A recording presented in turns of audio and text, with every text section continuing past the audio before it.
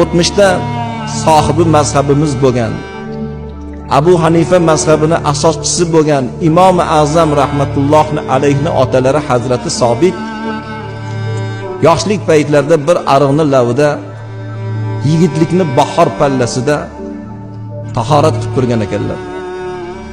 Tahorat olib turganlarida suvda oqib kelayotgan olmani ko'rdilar.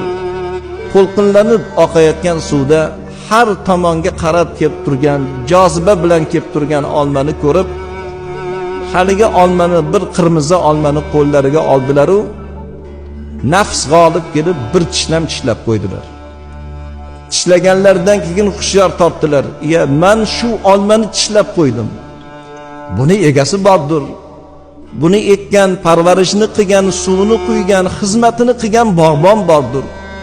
Buni egasini rozi qilmasdan mana shu bir tishlam olmani yeb qo'ydim. Qiyomatda hisobi nima bo'lar ekan?" dedilar.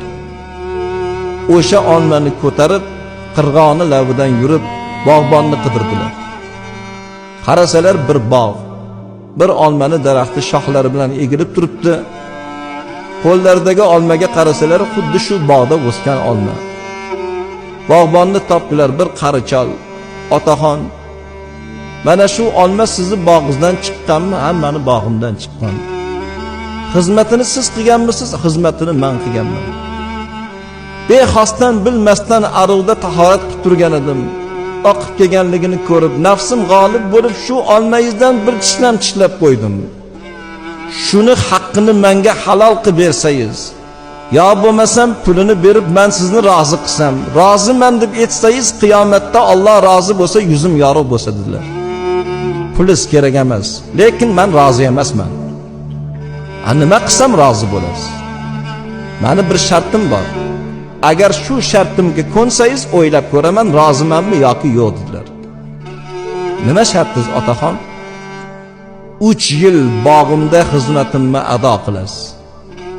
3 yil nimani buyursam itoat qilasiz.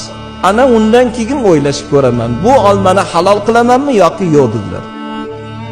Hazrati Sobit ko'ndilar. Qiyomatdagi hisob dunyonikidan og'ir. "Nima bo'lsa peshonamizdan ko'rdik" dedilar.